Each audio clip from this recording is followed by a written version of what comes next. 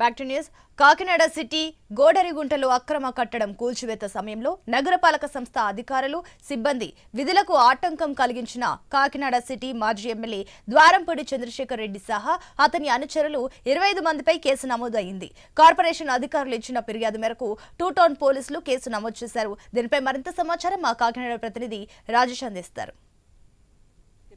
YCP MLA Dwarampudi Chandrasekhar రెడ్డిపై Kakinada 2 town police స్టేషన్లో case ఎదురు నమోదైంది. ఇటువంటి నేపథ్యంలో చూసుకుంటే ఒక ద్వారంపూడి చంద్రశేఖర్ రెడ్డి వారి అనుచరుడు బల్లా సూరిబాబుపై కూడా కేసు నమోదైన పరిస్థితి కనబడింది. ప్రధానంగా చూసుకుంటే ఈ నెల 2వ తేదీన కాకినాడ గుడారుగుంట రాజలక్ష్మి నగర్లో ఏవైతే బల్లా సూరిబాబు నిర్మిస్తున్న ఇల్లు ఏవైతుందో ఆ ఇంటిపైన ఒక పెంట్ హౌస్ అక్రమంగా కడుతున్నారని చెప్పి ఒక పక్క ఎవరైతే టౌన్ ప్లానింగ్ సిబ్బంది అలాగే టీపీఎస్ వీరందరూ వెళ్ళి వారి సమక్షంలో ఆ యొక్క ఇల్లు పైన ఏవైతే పెంట్ హౌస్ ఉందో దాన్ని కూల్చివేసిన సమయంలో ఆ రోజు అదే సమయంలో ఎవరైతే ద్వారంపూడి చంద్రశేఖర్ రెడ్డి ఆ కాకినాడ స్థానానికి వచ్చి ఎవరైతే టౌన్ ప్లానింగ్ సిబ్బంది వారి విధులు ఆటంకం కల్పిస్తారని చెప్పి అలాగే వారిపై కూడా దౌర్జన్యంగా లోపలికి వెళ్ళారని చెప్పి వారి యొక్క విధులకి మమ్మల్ని దౌర్జన్యంగా మాంబే పడ్డారని చెప్పి ఎవరైతే ద్వారంపూడి చంద్రశేఖర్ రెడ్డిపై అక్కడ స్థానిక 2 టౌన్ పోలీస్ స్టేషన్లో టీపీఎస్ చాందిని అలాగే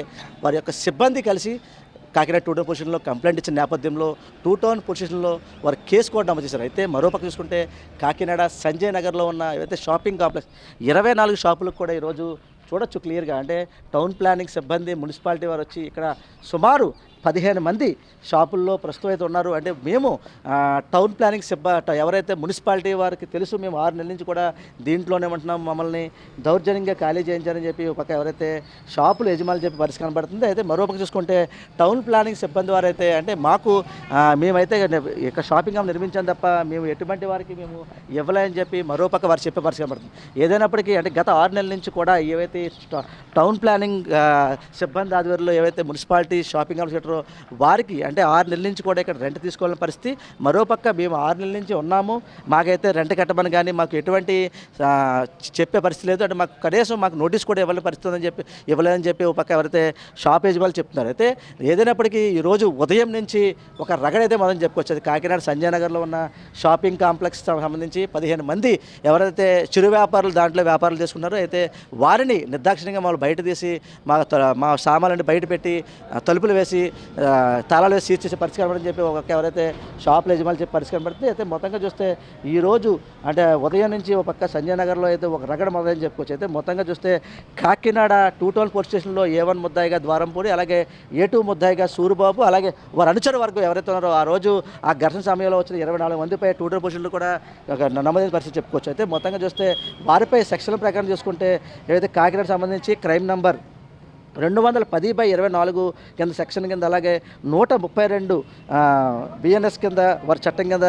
కేసు నమోదు చేశారు. అయితే దీనికి సంబంధించి ఈ చట్టాలు అయితే ఏవైతే ఉన్నాయో అవైతే అంటే ఏవైతే అధికారులు ఉన్నారో అంటే వారి యొక్క ప్రభుత్వ అధికారులు వారి విధులకి ఆటంకం కలిగిస్తే సెక్షన్ 132 నమోదు చేస్తామని చెప్పి ఇప్పటికే 2 టౌన్ సిఐ చెప్పడం జరిగింది. అయితే మొత్తంగా చూస్తే గత 3 రోజులను చూసుకుంటే కాకినాడ నగరం అంతా ఒక ఉత్కంఠంగా ఇదే పరిస్థితి కనబడింది. అయితే ప్రస్తుతం చూసుకున్నట్టయితే కాకినాడ సంబంధించి కాకినాడ ఏవైతే ఓ పక్క కాకినాడ టౌన్ ప్లానింగ్ సంబంధించి గుడారగుంటలో రాజలక్ష్మి నగర్లో పెంట్ హౌస్ ఆ పైన కూల్చడం, మరోపక్క చూసుకుంటే షాపింగ్ కాంప్లెక్స్ ఏవైతే ఉందో సంజయ్ నగర్లో అంటే దీనికి మరి 6 నెలల నుంచి ఏవైతే షాపింగ్ కాంప్లెక్స్ కట్టారో 6 నెలల నుంచి కూడా దీనికి షాపింగ్ కాంప్లెక్స్ కరెంట్ కూడా లేకపోవడం, అంటే పైనుంచి ఆ టైంకి తూతూ మంత్రంగా ఎవరైతే మంత్రివర్యులు అప్పుడు రావడం వారికి షాపింగ్ కాంప్లెక్స్ ఓపెన్ చేయడం, ఆ సమయంలో పక్కనున్న ఏవైతే ట్రాన్స్ఫర్ ఉందో ఆ ట్రాన్స్ఫర్ నుంచి కరెంట్ సప్లై ఇవ్వడం తప్ప దీనికి ఈ యొక్క షాపింగ్ కాంప్లెక్స్ 24 షాప్స్ ఏవైతే ఉన్నాయో దానికి అంటే వారికి మీటర్లు పెట్టడం కానీ లేకపోతే ఆ షాపులు